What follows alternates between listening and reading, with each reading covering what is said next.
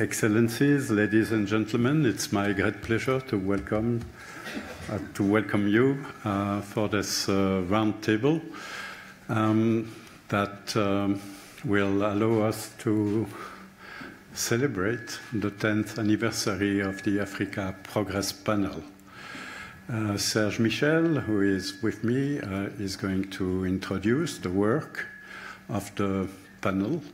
But I would like just to say that I think this is a great organization, first of all, because of its name. Progress is a word that is not much in use nowadays, and I ask myself if people still believe that progress exists, and certainly when I hear some people across the Atlantic putting into doubt the existence of truth, I not much hope that progress is still resonating in some parts of the world. And second, because that organization contains the word Africa, and we all know that Africa is the future of humankind. And so it's really important that we help and support whatever is done in Africa and across the world, obviously, to help promote good governance and many other public goods. And last but not least, because the organization contains the word panel, and I think in the modesty of that word, you can also probably find one of the key reasons of the success of the organization. This is an organization that thinks that modesty, expertise, competence are key to whatever you can do to help bring policy change in many aspects of today's world. So thank you to our highly distinguished guest. First of all, to Kofi Annan, who is long-standing patron and friend of this institution, to have come and join us for this round table. Many thanks. Please.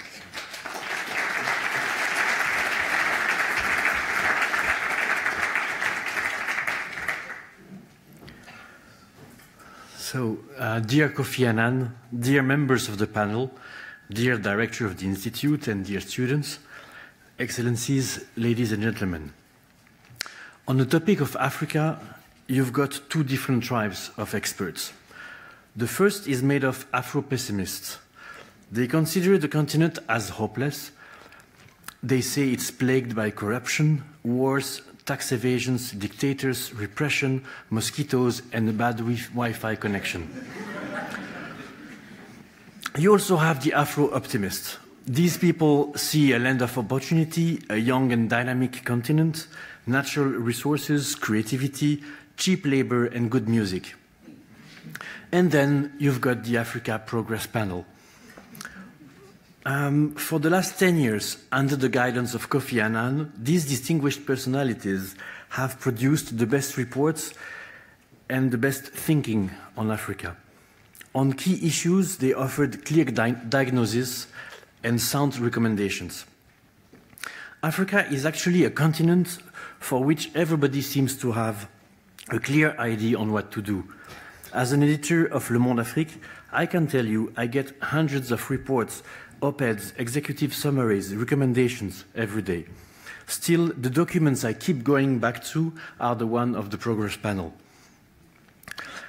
At such a point that when I heard that the panel will have its last session in Geneva on December 4, 2017, I decided to leave Le Monde Afrique, and Paris for good. Not a joke. So, were there progresses to monitor, actually, and these last 10 years in Africa? The answer is yes, many progresses. But the panel prefers not to celebrate and keeps calling for action. Its coming and last report is an agenda on three main topics: mobilize financial resources for Africa's green and blue revolutions, boost investment in Africa energy infrastructure, and fight against illicit financial activities and the mismanagement of Africa's resources. So you see there is a lot to do. As you see, the panel mostly abstains itself from commenting on politics, which is reasonable, because if you wait for presidents in Brazzaville or Yaoundé to leave power before you start thinking, it might be too late. So what happened in Africa in the last 10 years? I've taken the risk of drawing a list of a few trends, some of them related to the APP, the Progress Panel, some not, most of them positive, which may put me amongst the Afro-optimists. The first remark is that technology has become a game changer in Africa. There are 314 startups incubators in 93 cities across 42 countries in Africa.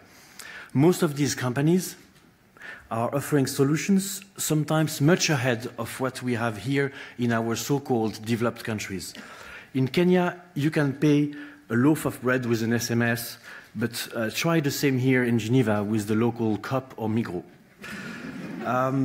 There is a silent, second point is that there is a silent energy revolution going on, mostly from renewable sources, and you have noticed that the price of the solar panels have dropped by 80% since 2010. And this revolution is closely associated with new technologies. In Eastern Africa, you can buy electricity by the hour with an app on your smartphone. Off-grid and mini-grid solutions are thriving.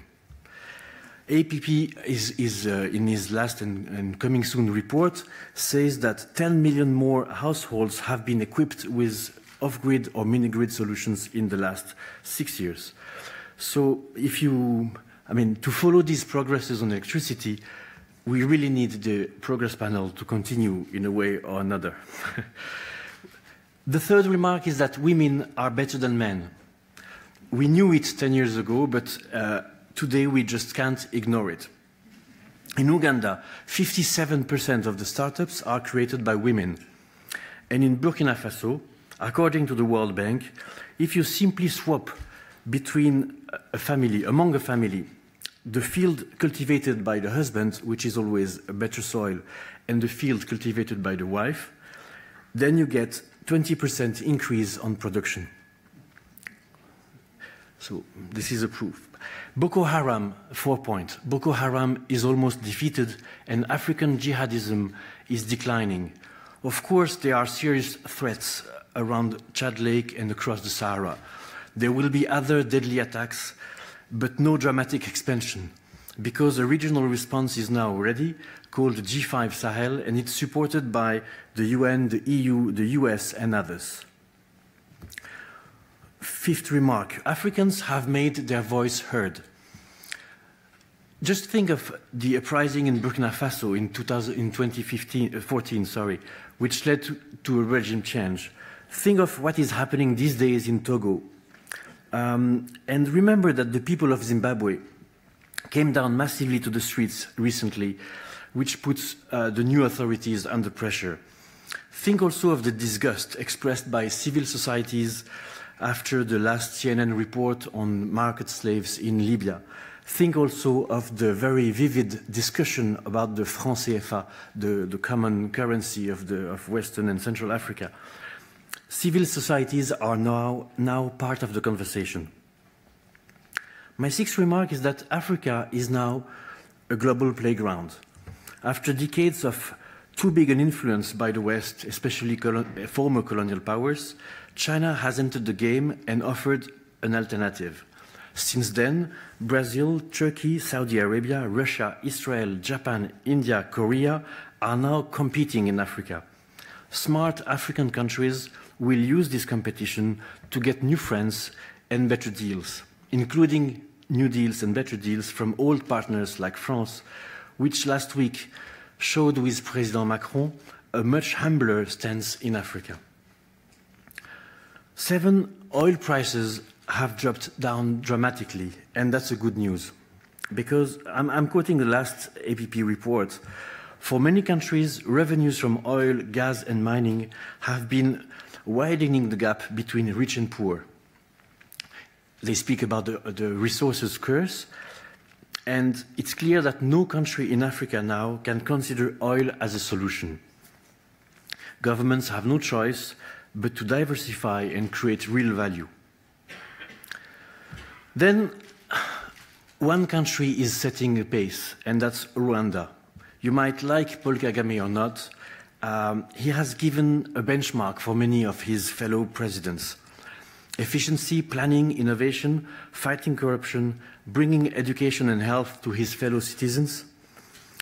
And I guess that Paul Kagame has been a regular reader of the reports of the Progress Panel. My last remark is about Africa's presidents. They are still dictators at power. Sometimes, like in Burundi, they seem to be ready to ruin their own country in order to keep their position. But most of them have lost legitimacy. Who can claim that a president in Brazzaville is still about to bring prosperity for his people after so many years as a president? For these hard-to-die presidents as well, the Progress Panel did a tremendous job, showing what is to be done and showing the tremendous potential of the continent if only it had a better governance. Thank you very much. I'm now calling Jacqueline Coté to the stage. Jacqueline, she will be the moderator of the panel.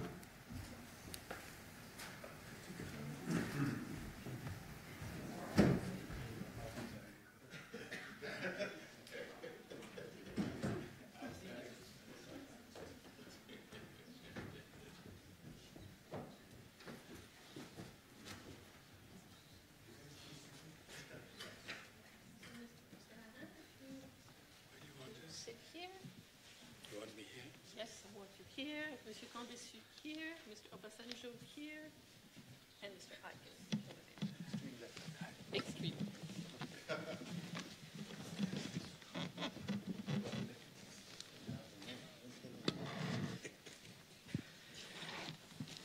Good evening, everyone. I am deeply honored to be moderating this panel this evening. I don't believe any of you do not know who is sitting next to me, but maybe what you don't know is how deep their commitment has been over the last 10 years through the Progress Panel to tackling Africa's issues and finding some recommendations for its challenges. So if you will excuse me, gentlemen, I will not go through the pages of biographies for each of you. We have 1 hour, and I would like to delve into the substance right away. In looking at some of the Progress Panel reports in the past, I've seen that there's virtually no global issue that has not been tackled. And as Serge very well mentioned, it's an incredible source of information. And one would think that Africa is making a lot of progress, and in fact, what Serge told us make us think that we should continue to think very positively about it. But the draft discussion paper that I think has been distributed to you shows that poverty, infant mortality, and undernourishment are still big issues that do not seem to go down at the same pace as the growth of the continent. So let me start with you, Mr. Annan. And I start with you not because your letter starts with an A or because you are an alumni of the Graduate Institute, but I think without your leadership, none of us would be here this evening. I certainly wouldn't be here asking you questions. And I guess what I'd like to ask you is, looking at the audience tonight, you have a large mixture of people from International Geneva, some of our students who are committing to building a better world. So what would you say, what is your main call for action to this community today after these 10 years of reflection through the panel? Sorry. No, I would want to share with the audience that we as a panel, having worked on African issues for 10 years, are convinced that Africa can make it.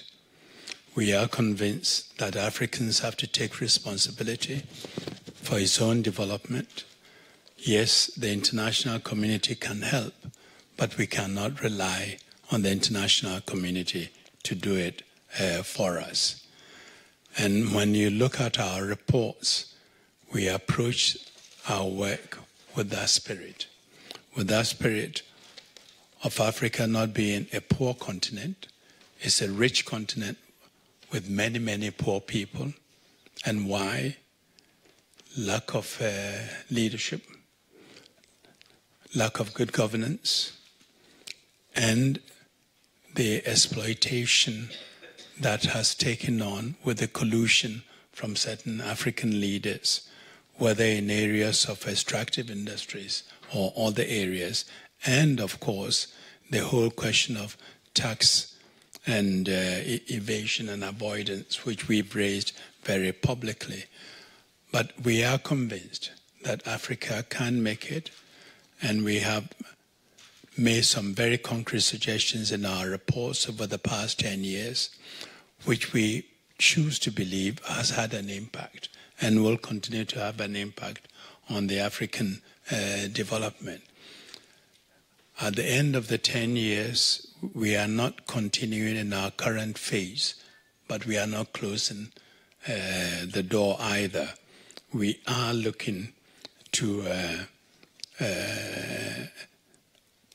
assign the residual responsibility to an African organization that will carry on with the implementation of some of the recommendations as well as the research that has been done here. And I'm very happy this evening to see quite a few old staff members of the APP who are here. I see Bola, we have the acting director, Max, and former director, Candy Rubb, and I see a former executive head of the Economic Commission for Africa, whom we also work with at Abdullah Jenny. So it's wonderful to see all of you here. And Mr. Prime Minister Blair, who set up the panel here this afternoon at the foundation, he was not able to come here, but he sends his greetings. And I think he showed leadership when he set up the Africa Progress panel. Our initial mandate was very narrow, to monitor progress of the commitments made by the G8. It's easy to commit. It's much more difficult to perform. And I always say that only promises which are kept are promises which matter. So halfway through our work, we realized that we couldn't just focus on monitoring progress on delivery, which was not happening, and therefore expanded our mandate to offer useful advice to African governments and try to steer them in the right direction on how to develop their economies. Thank you. Thank you, Mr. Annan. So this is a turning point. After 10 years of being here in Geneva, the initiative is going to move to Africa. Is this to say the curve has turned up another way? Is there a particular issue that you feel that now is the time to close down the Geneva adventure and start off in Africa? No, I think we've come up with some very useful ideas and suggestions, and we get into a stage where some of the ideas we propose can be implemented. For example, in areas of fisheries, where West Africa alone loses $1.3 billion a year through illegal fisheries, and really is decimating the coastal communities. People are losing their livelihoods. That measures have to be taken to ensure that they can continue their livelihoods. We are pushing, and I think Serge mentioned it, on question of electricity, encouraging electrification of African villages using standalone grids, mini grids, to really help electrify African villages because of the way the villages are located.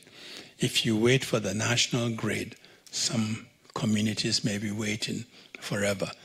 And so we are hoping that Africa can frog leap some of the processes others went through to do these things. So pushing for implementation and offering advice on how one moves on these recommendations will be part and an important part of the next phase of the work of the Progress Panel. Excellent, thank you. Perhaps you could leave Monsieur Camdessus. Si j'ai bien compris, vous souhaitez vous adresser en français. Non, il parle bien l'anglais. J'obéis toujours à mon maître. Ah bon. Parce que j'allais dire que les finances sont le nerf de la guerre. And my first question was really to tackle the issue of how we're going to finance this green and blue revolutions, which the panel has suggested. As I don't believe that les finances sont le nerf de la guerre, I would like first to tell you an anecdote, which is a very recent one. It was at 4:30 this afternoon, and I went to my room to bring here a very nice speech I had not prepared, which had been prepared, of course, by the excellent staff of the APP. And I took the paper and I came here. And it happened that I didn't took the proper paper. And instead of it, I took the Sustainable Development Goals as they have been adopted in September 2015. Of course, I had a moment of deep distress. But immediately I thought that this would be an extremely good occasion to pay a tribute to this guy here with his two hats, the former Secretary General of the UN and our boss at the APP. Under the leadership of Kofi, we have been able, Africa has been able, to fulfill a few key objectives for Millennium Development Goals. Not all of them, but the most important one, probably. And under his leadership, we have been prepared for a program of action, which, if you read between the lines, and you need not to go very deep between the lines, you will see that it is truly a program for implementing the Sustainable Development Goals. And I would like to start by giving you a few examples of that. After that, I could talk a little bit about finance, as apparently you are very deeply interested in that. But the Millennium Development Goals and the objectives for 2030, I believe, are more important. What do they tell us? They tell us about quality of development. They tell us about equality in development. They tell us about development properly financed. And they tell us about development under the proper governance. Well, I will not bother you by reading the paper, but here you have a basic obligation to go for human development. How?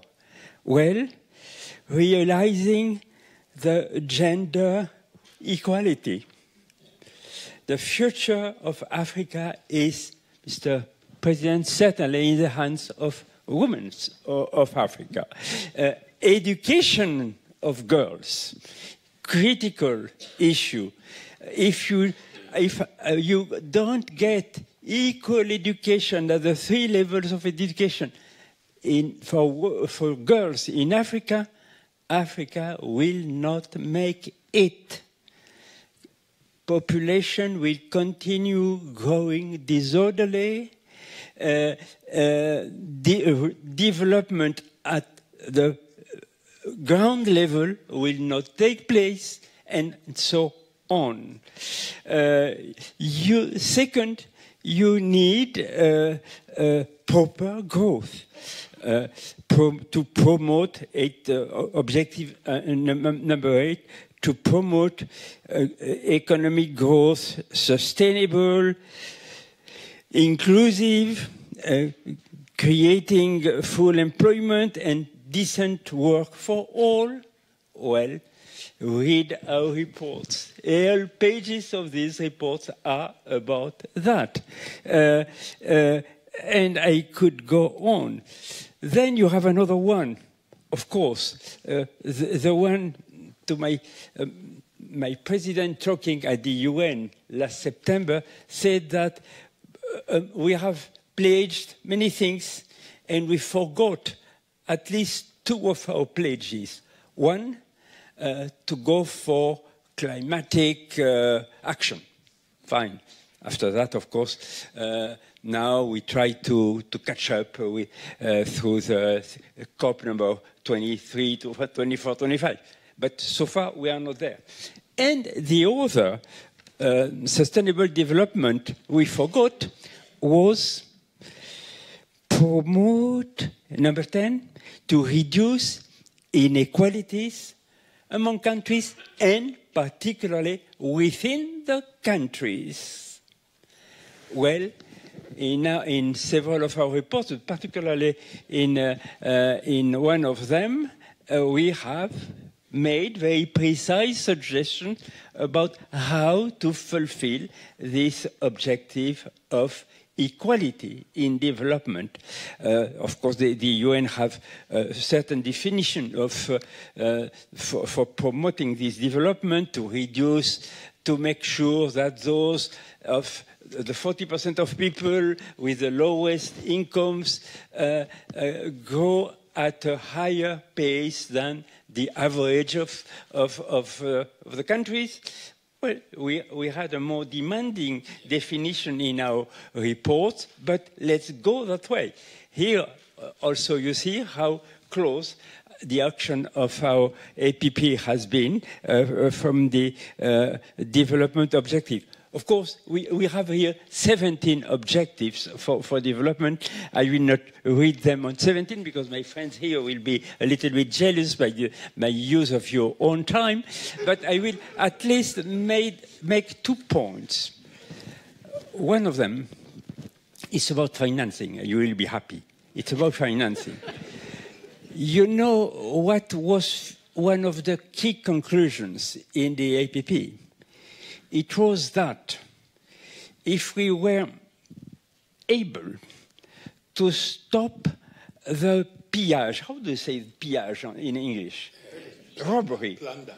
The plunder of African resources in the universe of extractive industries, then we would go a very long way in making sure that the financing of our objective for investment and infrastructure would be realized.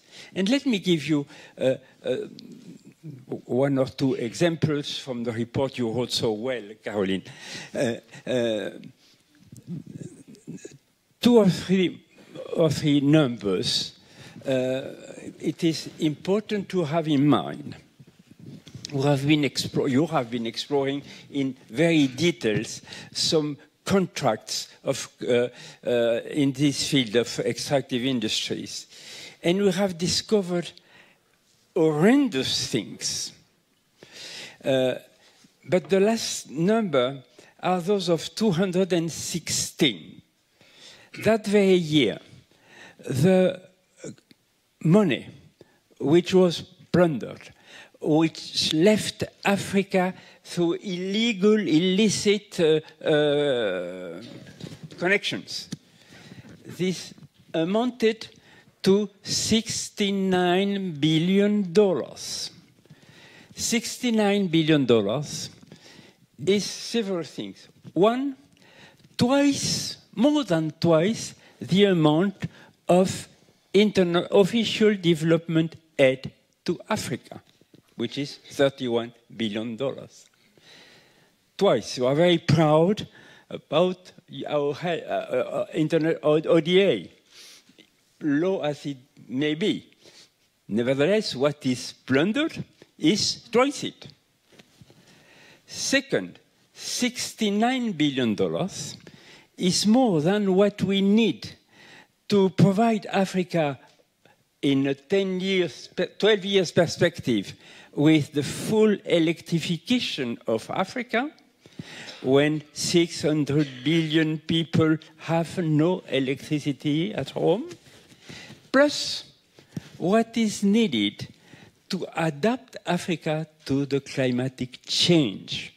So let's stop plundering Africa. Let's have a coalition of ministers of finance from the G20, from the North and from Africa, against these kind of things, against this connection with offshore centers and all of that, and then you will be able, even before mobilizing the other resources around, resources from the African people in particular, be them migrants or those working in their countries, you will have more than needed. But it remains to be done. Here for financing, and last thing on governance. Everybody knows pretty well what it means to have the proper governance for our countries, and you can be sure that Peter Eigen here will tell you more than I on that. Thank you. I'm sure. Thank you very much. Thank you. You did manage to give us some figures, so thank you very much. I was going to ask a small question, but I will not. I will do it afterwards. It's about what recommendation you would give to your friends from the IMF, but I won't ask you this question. Well, thank you. Sorry, what did you say? I will, we can discuss this perhaps after the panel? We can discuss this after the panel. He doesn't mind discussing it during the panel. He doesn't. Well, I was given orders to have a free-flowing conversation, so if you would like to... No, do you want me to say something now about the IMF? No? No, it will take me more than 2 minutes. You know? Okay, so we will do that afterwards. Later on, eh? Later on. Okay. So I will turn now to Mr. Obasanjo. Your country is referred as a giant of Africa. And I would like to go from ocean resources to extractive industries now to the agricultural sector.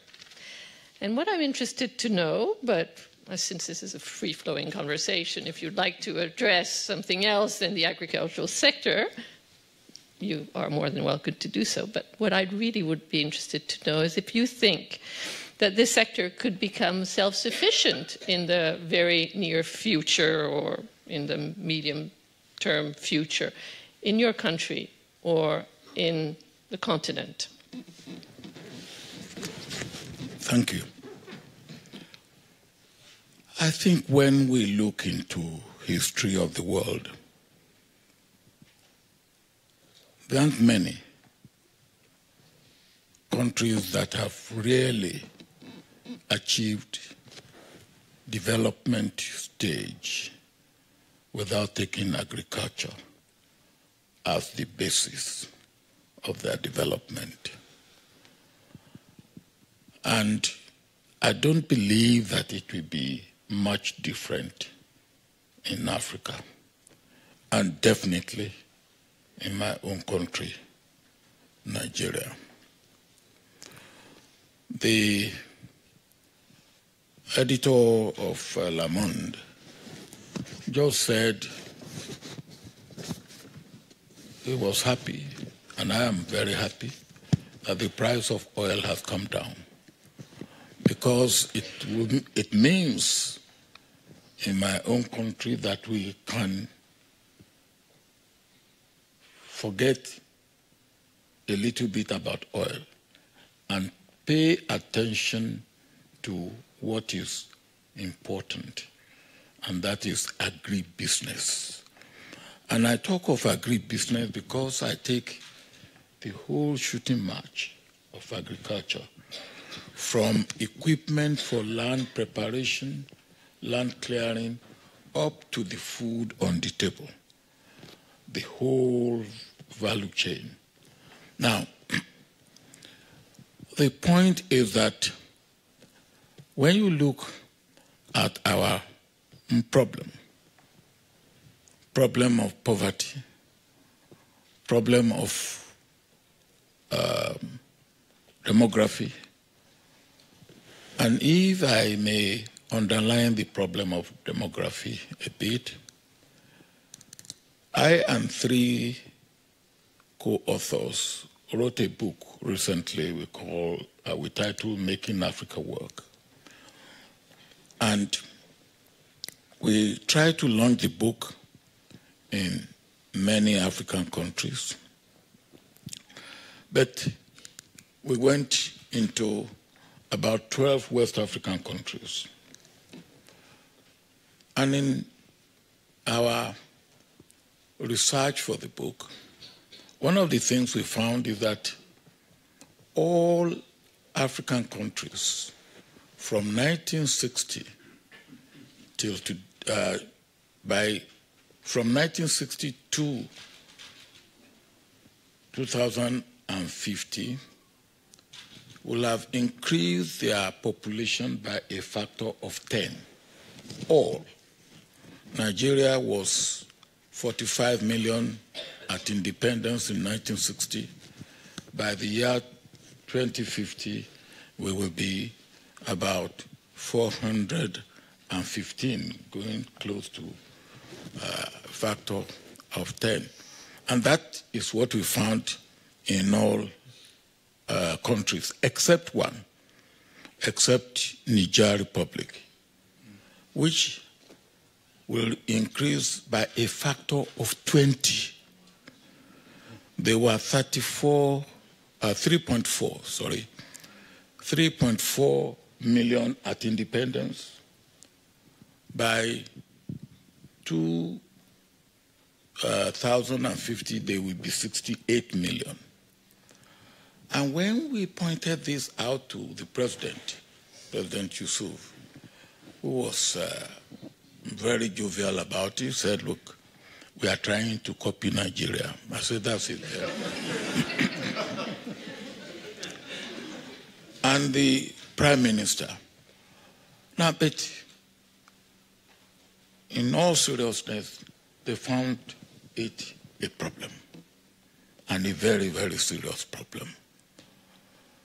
And I asked the question, I said, well, look, is this a problem which is brought out as a result of migration? He said, no, we don't deceive ourselves. It's not migration, it's birth rate. And we have to do something about it. So, what do we have to do to be able to provide education for these present population and the population where Africa will double its figure in less than 35 years from now? We will go from 1 billion to over 2 billion. Where can we get jobs except in agribusiness? How can we feed the 2 billion if we are having problem in feeding 1 billion at this moment? How can we deal with education for them, health, housing? There's no way except we make sure we educate them, and educating all our people. Not Michel talk about girl-child education. To me, it is one of the issues that should be in the center of our development, because most of the other things that we talk about, food, agriculture, management of population, depends mainly on our female population. When people talk about population management, I say just give our girl children education. They will know how to manage the family. And that is what we have found. Those that are educated, it doesn't matter where they are. In Muslim, likely Muslim communities, Christian communities, animist communities, the girls manage their family. And it doesn't matter what the husbands want, they know how to manage the husband and manage the number of children they have. Now, so this is very, very important. So this issue of education, and the better the education of the girl child, the better the family. And the saying in our part of the world is when you educate a boy, you educate one person. But when you educate a girl, you educate the entire family. And that is very, very important. So for me, agriculture is the key. And the other issue is we pride ourselves. We have 60% of arable land in Africa. Of what use is arable land when it's not being made productive? And how do we make it productive? That comes to the issue of capital, funds, money. And today I was being told what I know, and which is just being confirmed, that money is very shy. It will run away where it's not wanted. Now, so our problem is how to try and invite and give incentive for these shy commodity that we need. We need it. We need it for agriculture. We need it for education. We need it for health. We need it for energy. We need it for everything. And yes, we can reduce drastically illicit flow from Africa. That we must do. But even with that, we still need additional fund. We must make that come to Africa. And if we take agriculture the way it should do, first, we will be able to have food and nutrition security. About 14 out of the 17 items or goals of the Sustainable Development Goal are directly and indirectly related to agriculture and agribusiness. Poverty, number one. Number two, zero hunger. And just take them. You will see how they are directly or indirectly related to agriculture. And agriculture is one thing where also we can reduce, if we take it seriously, we can reduce the inequality. Oil has created inequality. Other minerals have created inequality within our society. And let me end on the note. I went to the Prime Minister of Ethiopia after the conflict in Ethiopia not too long ago. The young people who went out in the street, and I said, "Mr. Prime Minister, what has gone wrong?" He said, "My brother, I must tell you, we were gloating over 9% GDP, 10% GDP, but there are some people we left behind. We were watching the GDP. We were not watching. We were not watching the condition of those people. And it's those people that we left behind, in spite of our growth, that decided to raise their voice. And not just to raise their voice violently. We have listened to them. So what do we need? We need speedy growth. We need quality growth. We need equal growth. Speedy growth, quality growth, and equal growth. Thank you very much. Thank you. Thank you.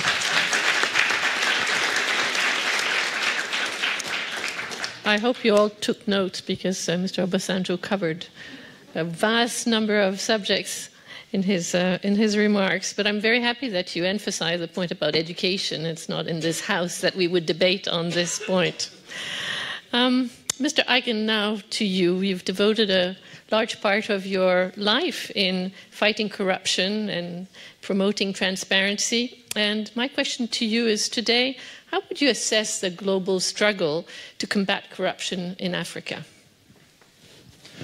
Well, thank you very much for this question. I must say, as you probably could guess from the other speakers, we believed at the Africa Progress Panel from the very beginning that governance is the key to everything in various sectors, on various issues.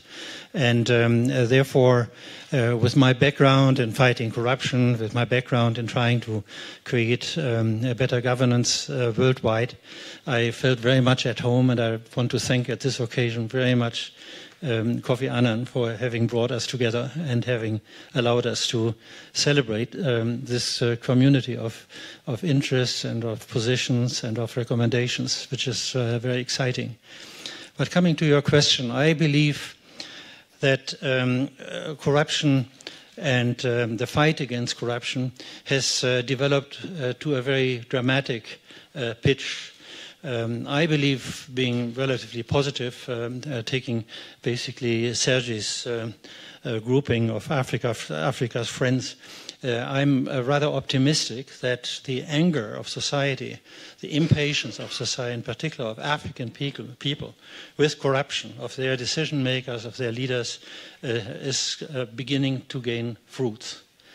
But, of course, we are in the middle of a fight which is still hampered by the fact that we really don't have good global governance. In fact, I would say we have a system of failing global governance because national governments, the governments of sovereign states, which are at the center of creating governance in the world, are simply not able to deliver anymore. They don't have the geographical reach, they don't have the time horizon for their decision-making process, in particular in democratic countries. The decision makers have a short 2, 3, 5-year time horizon because they want to maintain power.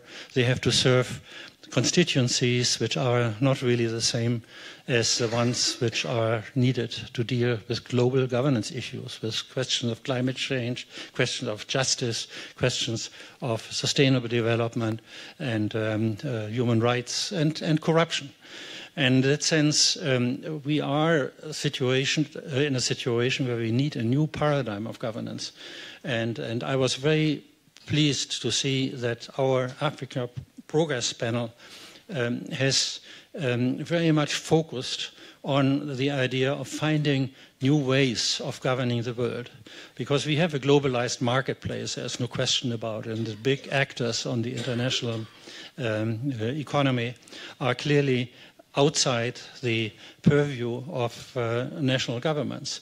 And therefore, I was very pleased to see how much multi-stakeholder approaches to various issues have become one of the leading mantras of our various reports. Just to give you an example, we wrote a report about fisheries, and this has indeed been a very, very important issue, which in particular with coastal countries in Africa mean that a lot of their livelihoods, a lot of their food security, a lot of their jobs, a lot of their environmental sustainability is being lost to poor governance in the fisheries sector. Now we described this in one of our reports, and we began to implement this. And since Mauritania started with us about 4 years ago, we have created now an instrument which is called the Fisheries Transparency Initiative, which is trying to bring a multi-stakeholder approach similar to the Extractive Industry Transparency Initiative to the fisheries sector. We are dealing with similar other issues like that, and in fact, as Mr. Annan already said, we would like to, in the future, continue to implement some of these ideas in terms of, for instance, access of local communities to electricity in Africa. We are dealing with this already, again, on a multi-stakeholder basis.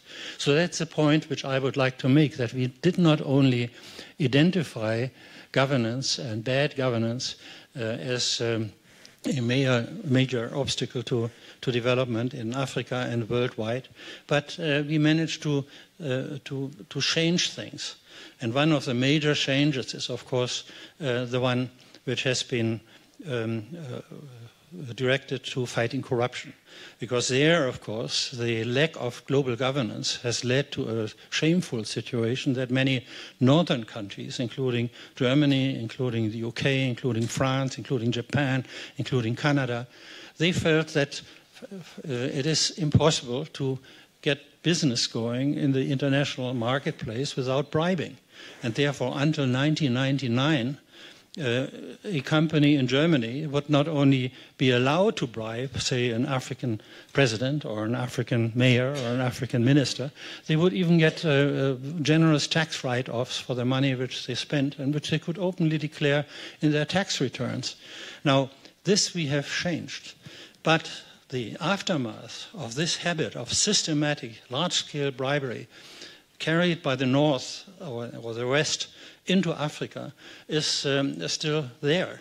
And in fact, the arrival, for instance, of the Chinese as a very welcome alternative to the former colonial masters, the Chinese try to also get their foot in the door in Africa, and the great danger is that African leadership will fall back into some of these old habits of accepting bribery, of demanding bribery for large projects. And it's in this context that we are at a very critical time right now. I think we can continue this work, and I think the work of the Africa Progress Panel in this direction was very important, particularly in extractive industries, where, of course, the temptations of corruption are particularly large, with huge amounts of money, with billions of dollars being invested, put at risk in small and fragile countries. There, the temptation to try to buy a government, buy a president, buy a minister, buy the head of a state company, by giving them a couple of $1 million.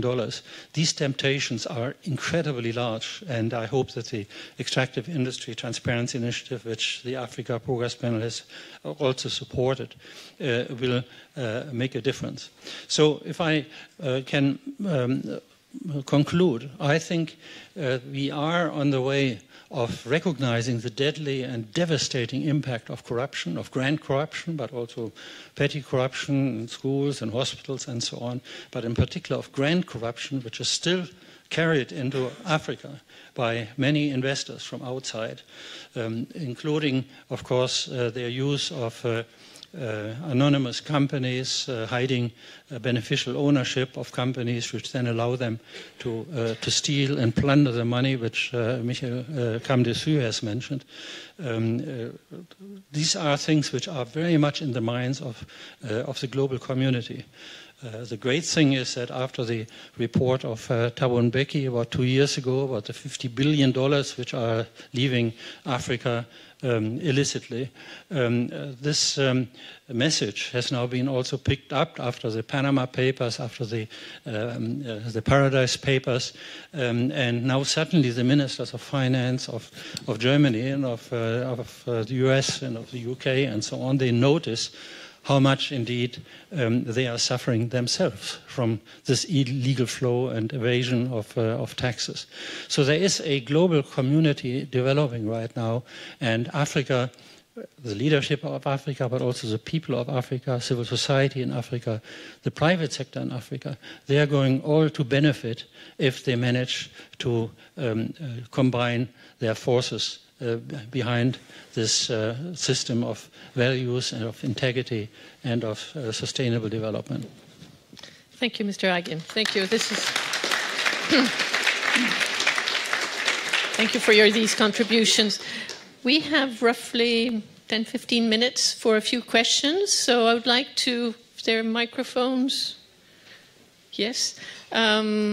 If you could just introduce yourself and please ask a question, not a statement, since we have very little time, and I will take 3 questions at a time. So who would like to start? Okay, I will start with this lady here in the back. Here, just here.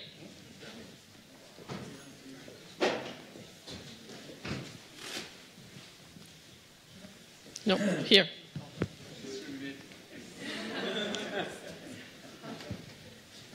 Yes, my name is Yvette Stevens. I'm the ambassador of Sierra Leone in Geneva. I'd like to take this opportunity to thank the Africa Progress Panel for the work they have done. Indeed, the reports have been very solid with concrete recommendations. But I have a question, and I think you mentioned this question about financing. When we look at the Sustainable Development Goals, we have 13 years now left to achieve those goals from the 2030 Sustainable Development Agenda. The problem of how do we finance it is real. The Addis Ababa Action Agenda points to where we can find the money. But from now until 2030, we know where we can find the money, and I think we had also from the pillage, from the corruption, that these are areas. But are we going to be able to get that money? How are we going to get that money to be able to pour it into the development that we need to meet the goals by 2030? Time is not in our favor. Thank you. Thank you. Second question. Yes, please. My name is Abdullah Jane. As the SG told you, I used to head the Economic Commission for Africa. Let me start by just saluting the SG and saluting all the members of the panel. My question really relates to the need to continue to have informed debate in Africa. And that's what the Progress Panel provided for us. The Progress Panel looked at themes, looked at issues, did very sensible and credible analysis of these issues, and put it on the table, and enabled us to look at them and to debate and to carry forward. So what will happen now? I know before we used to have, you remember the Global Coalition for Africa? We converted it. We converted it into CODA, of which my Baba here is the chair. What shall we do? We cannot let the Progress Panel go. I know people come and go. We will never be able to replace this credible set of people. We will try. But we'll say, give us the instrument to do that. And I want to hear from them that you do not leave without deciding on what the successor arrangements are going to be. Thank you very much. Thank you. Thank you. A third question? Yes, this gentleman. Hello. Thank you for letting me ask a question. So my name is Nat Wong, and I'm the founder of a nonprofit called Water Inception. And I would like to talk about the water crisis, because you mentioned how Africa will start growing, and I think the need of water is something that is extremely important, as we know. I'd like, if possible, to share to ask you if you can share a bit of some of the initiative you're doing to fight against the water crisis, and I'd like really to share briefly about what we do. We basically Sorry, I just said one question, so thank you very much. It's a question on water. All right, well, that's Thank you, gentlemen. That's good enough. So we have 3 questions, one on financing, surprisingly, informed debate and water. So who would like to answer the first point? Let me take the question on informed debate. And in fact, that was deliberate. As APP, we decided that we'll frame our report and recommendations in such a way that policymakers, civil society, and the population generally can understand it and really place the issues in a manner that can provoke action and discussion. And I think in a way we succeeded in doing that with the reports that we have produced. And I would hope that the successor arrangements we are going to set up will continue this tradition of crafting the report in a manner that leads to serious debate and discussions amongst leaders, civil society, and the general public. In fact, by putting those reports out there, you're also empowering civil society. You're encouraging them to ask the questions and giving them the tools to be part of the game. What we intend to do is that this phase of Africa Progress Panel's work will be done, but we will transition into another body called the Africa Progress Group, which will be based with the President Obasanjo's center in Nigeria. It will be the Center for Human Security and Dialogue of the Olusegun Presidential Library. And that work will continue from there. And they will continue to work the way we have worked, by networking and reaching out to other groups for their contributions and really making them part of the effort to transform Africa. Good. May I just supplement very quickly what Kofi Annan has said? I mean, we believe very strongly in what Habermas in Germany would call deliberative democracy. That is a democracy which arises out of different groups of society presenting their facts, their ideas, with their perspective in an open discussion. And this has been exactly the recipe for the Extractive Industry Transparency Initiative. By the way, President Obasanjo was really the one who broke the ice when the president of Angola tried to stop us, because the idea there was that the oil companies and the mining companies, as private sector, civil society organizations, this was Transparency International, Global Witness, Oxfam, and a whole coalition of which is called Publish What You Pay, and governments. They meet and they discuss annually the funds paid to the governments, which were in many African countries unknown. In Nigeria, for instance, it was unknown that about $50 billion every year, we have been talking about numbers today, were basically paid to the power elite of the African government by the oil companies without going through the parliament, without putting it into the budget. And when the government of Angola didn't allow Lord Brown from BP to publish what they pay to Angola, it was President Obasanjo who said, in my country, it will not only be allowed, it will even be mandatory. So this interaction in this magical triangle of government, civil society, and private sector has become a bit of a recipe for bringing good governance into impossible situations like oil and gas and mining, like fisheries, like the textile sector. And this is what we are trying to do under the umbrella of this new organization which Kofi Annan has just mentioned, the Africa Progress Group in Nigeria. I want to allay the fears of my sister, who is worried about resources for development and for achieving the sustainable development goals. I think from all indications, mobilizing resources internally and inducing resources from outside, we can get all the resources that we need. what is very, very important is governance. I said earlier that money is a coward. It runs away immediately he sees signs that it's not welcome. Now, the problem for us is how do we create conditions for money to be welcome?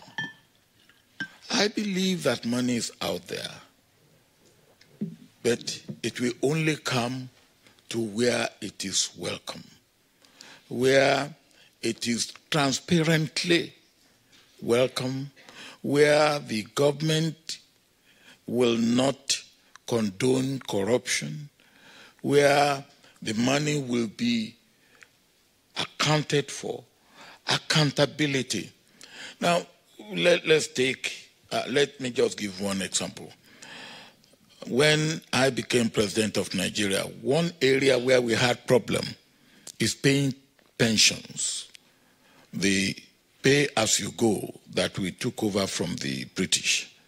And there was a lot of people who were not being paid pensions. So we introduced a contributory pension scheme, and that has been going on in other parts of Africa and, of course, other parts of the world.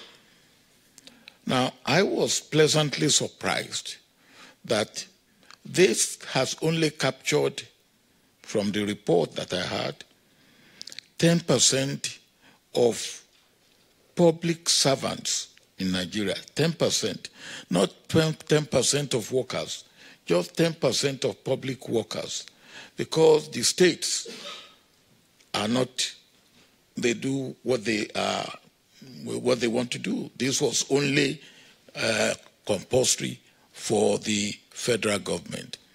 And with only 10% of public workers, we have in that fund today more than $35 billion.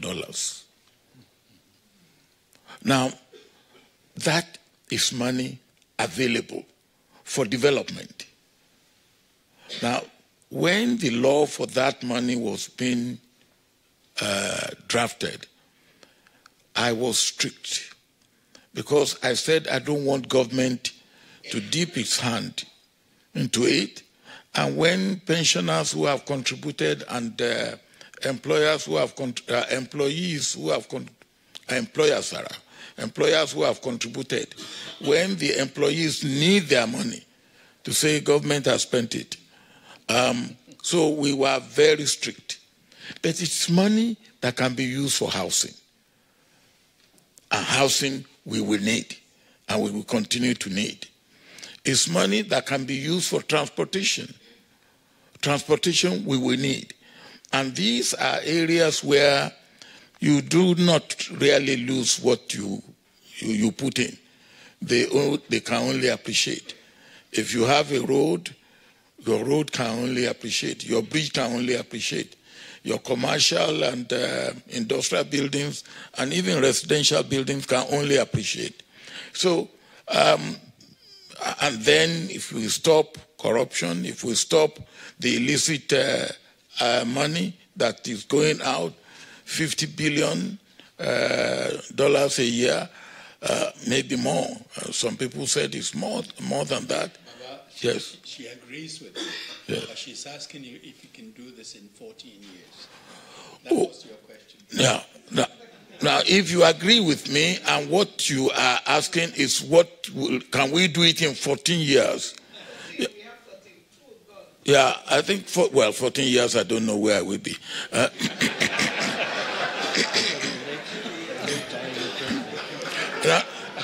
No. But my dear sister, I take sustainable development goal, as a target. And if we take it very, very seriously, we will achieve most of the targets. I believe that. I am taking up one in Nigeria with the instigation of World Food Program, Zero Hunger. And we have, in fact, targeted that Nigeria will achieve zero hunger, not by 2030, but by 2025. And we will do it. And it can be done. Possibly I could take the questions on liquidity. Water, of course, but also a few aspects of the enormous financing problems of Africa. And I will start by that. First of all, I see that you have a very flexible arithmetic about the time left for doing things. I'm afraid we have only 12 years, no? And so, and we should be very careful, because what will not be started and visible in the field in the first very years of this 12 years period will not be done. So let's see what we should start doing in the financial field. First, there are things which are, of course, in the hands of Africans. If you want this coward money to come, better to have the proper macroeconomic policy and monetary policies and the debt and debt policies in place. One, I don't insist. Second, as they are coward, then you must establish a framework of safety, of security for them. Security for persons, security for goods, security for transactions. This has another name, it's good governance. Fine. Let's imagine that this is put in place, and already plenty of things are done in that direction. Then we should look how to incentivize the investments of the huge flows of savings available in the world to be invested in Africa. Tremendously complex question. And here I see a few useful things to do, and in particular several important reforms to be promoted among international financial institutions. As I come from the IMF, I will work more about World Bank, of course. But I see an extremely important reform to be promoted in the World Bank. For a long time in history, the World Bank has been there making long-term goals for infrastructure in the world, for also structural adjustments, and of course, and they shouldn't have done that. It was not their role to do that, but okay. Long-term goals, loans. But today they are in a competition for that with the markets. I believe it would be much more useful if the World Bank were to utilize its formidable capacity of leverage for opening guarantees for having the private sector investing in Africa. At this very moment, Thank you very much, Baba. At this very moment, we have more or less $70 trillion in the special private fund for assets. They are poorly invested with very low, very short-term duration, very low interest rate for the poor people having this money there. Let's imagine that instead of investing this money on short-term terms for speculation in general, they were incentivized through a powerful guarantee coming from international financial institutions for long-term infrastructures, for instance, for urbanization of Africa, for water, sanitation, and access, and so on, electricity, of course, then the prospects for our development goals to be fulfilled would be much better.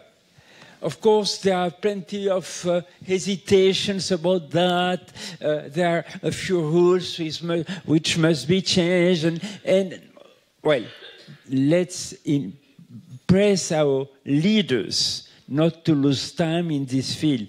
When you have such a capacity of leverage, you must use that when the problems are so urgent. You will tell me that after talking so much about the money which is stolen from Africa, finally the money, Africa does not need that much coming from the rest of the world.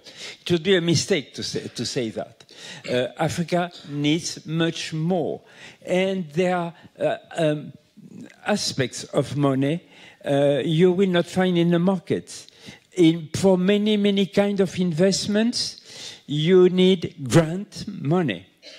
You will not create schools and colleges in remote parts of Africa only with market terms money. For this kind of investment, which are among probably the most useful in human terms, you need an element of grant to be put in the financial cocktail. So we shouldn't celebrate prematurely the funerals of official development assistance. It is more important than ever.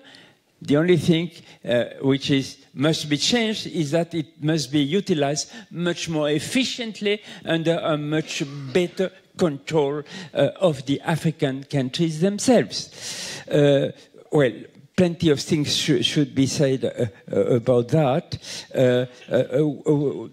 I would add that for these kind of reforms to be promoted, there are other reforms which should be implemented promptly, namely to increase and make more effective the representation of Africa in the places where these kind of decisions are taken.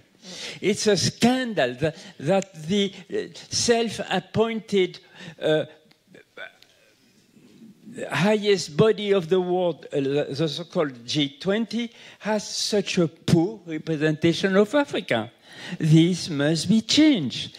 The representation of Africa in the Bretton Woods institution should be improved. There are plenty of things which are pretty well known, but we should implement them right away and not to always repeat mañana or bukra or tomorrow. No. If we want all of that to be in place for 2030, we must be able in, let's say, within 2 years, to meet again and to check if all of that has been already put in place. One word on the other liquidity, namely water. And Kofi, once again, I will have to celebrate your own achievements. I must remind you that at the end of the last century,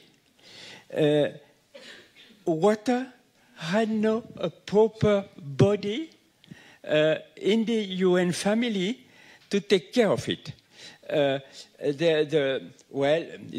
Of course, your predecessors admitted that this was a problem. It was decided that every year one of the institution of the families would take care of water for 1 year and then the next. It happened that when we had the war and the problem was to make sure that we could dismantle the atomic instruments in Iraq. The guy in charge of water was the guy who was in charge also of atomic in Iraq. So the guy had not much time left for dealing with water. thanks to this gentleman, a special body has been created, a special group of advisors of the Secretary General, and that this afternoon I had the privilege to bring to Kofi Annan a text of a preface of a book explaining what has been done since the time you created that body. And you could see there that 1.5 billion people in the world got access to water. And almost a similar number of people, not only in Africa, but in the world, but many in Africa, got sanitation. Sanitation, the cost of sanitation, you know pretty well, is 4 times the cost of access. This huge investment were financed.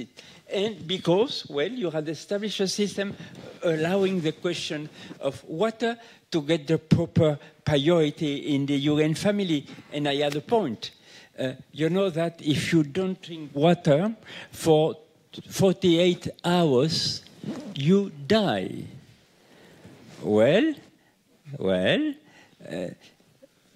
it means that water should be a key human right. As life is at stake.